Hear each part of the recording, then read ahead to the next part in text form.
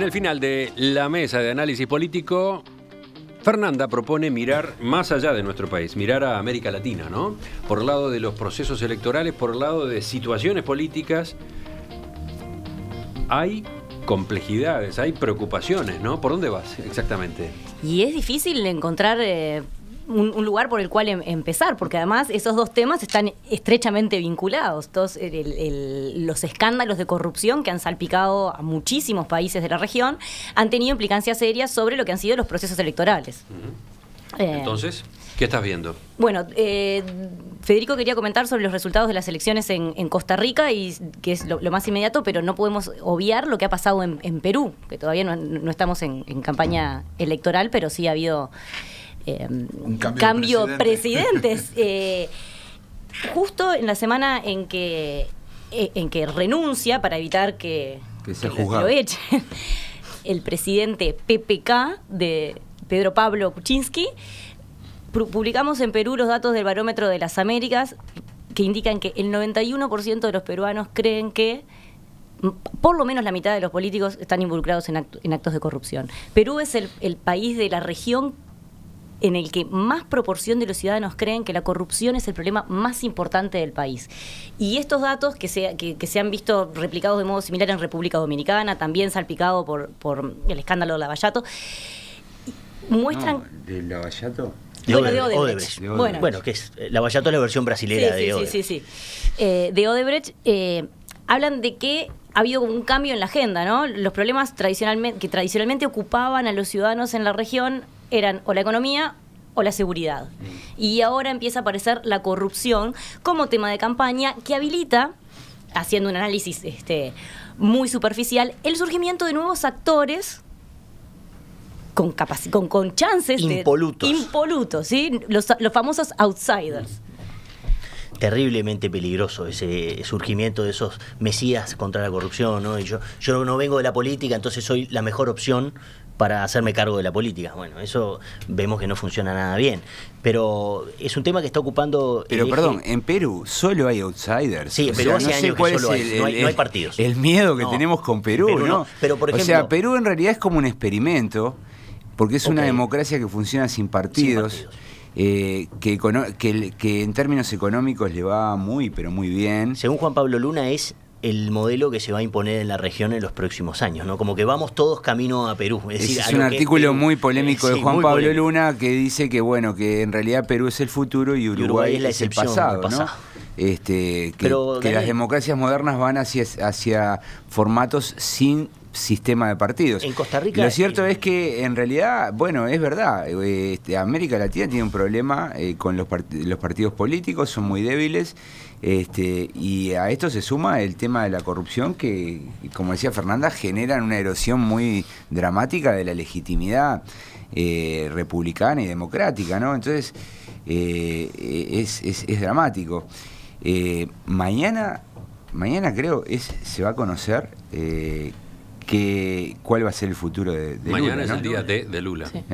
Entonces, yo creo que en América Latina se está pintando un escenario muy, pero muy preocupante. Y este es un año muy particular porque en América Latina no olvidemos que tenemos elecciones en Paraguay, elecciones en Colombia, elecciones en México y elecciones en Brasil. Es decir, tenemos elecciones en países realmente significativos, ¿no? Donde además el tema de la corrupción está ahí, está latente, ya es parte de la campaña, en los spots.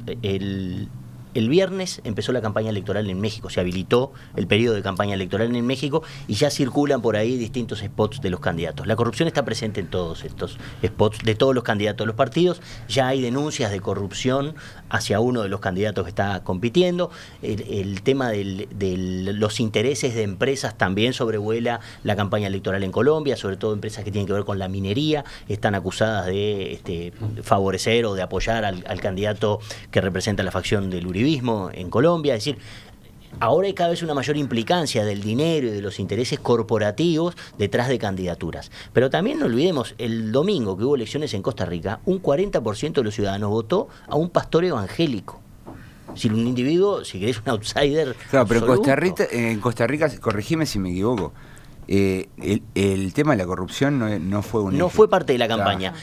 Fue una campaña de derechos. En términos a valores, en ¿no? términos de valores y de derechos. Pero pero quien de alguna manera llevó la bandera de salvar a Costa Rica de la agenda de derechos y de la intervención de las nuevas ideologías, etcétera, bueno, fue un pastor evangélico absolutamente extremista, ¿no? Los de acá son ateos prácticamente al lado de lo que este individuo representaba.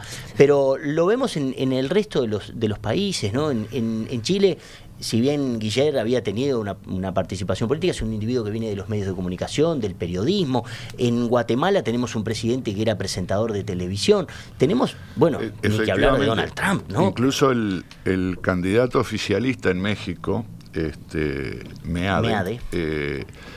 Ni siquiera es una figura del PRI, del Partido Revolucionario Institucional, sino que lo presentan como un candidato ciudadano. Él se dice a sí mismo candidato ciudadano.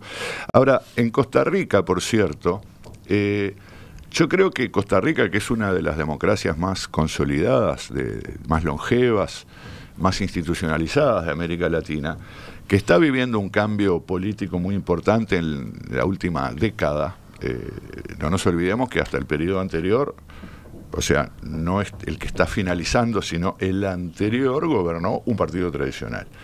Y está finalizando el primer periodo de un partido relativamente nuevo, un partido creado a principios de este siglo, que es el partido de gobierno que acaba de revalidar su mandato. El PAC.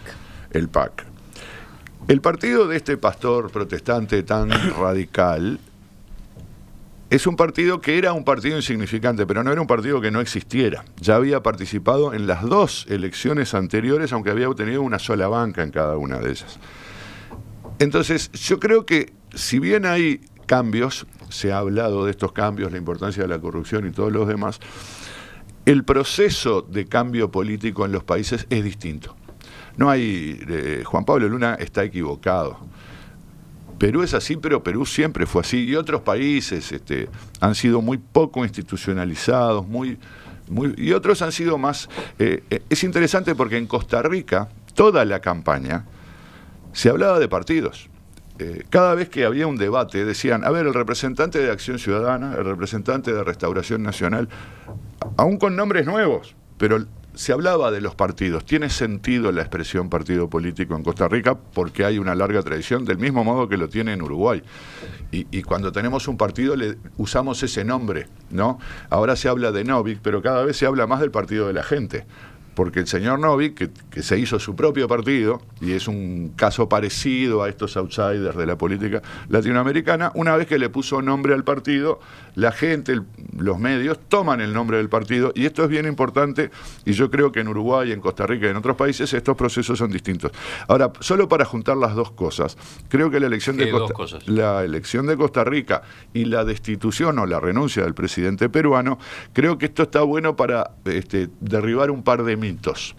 El primer mito es la nueva ola de derecha en América Latina, ¿no? A muchos les pareció, a raíz de algunos resultados electorales y algunos otros sucesos de los últimos años, que así como había habido una ola de izquierda, bueno, había empezado la ola de la derecha. Bueno, en Costa Rica ganó el PAC, no es el único caso. En Ecuador había revalidado el partido de gobierno su conducción, por Tampoco lo tanto... es de izquierda el PAC.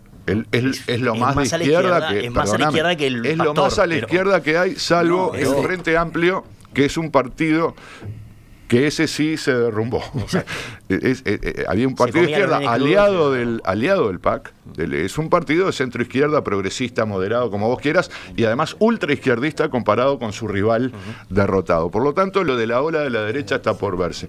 Y lo segundo es esta visión conspirativa que algunos tienen de que, no sé, el imperialismo se dedica a conspirar para derribar a los presidentes progresistas, y se había dado una seguidilla porque los izquierdistas estaban muy preocupados, porque Zelaya, porque Lugo, bueno, después Dilma, en fin.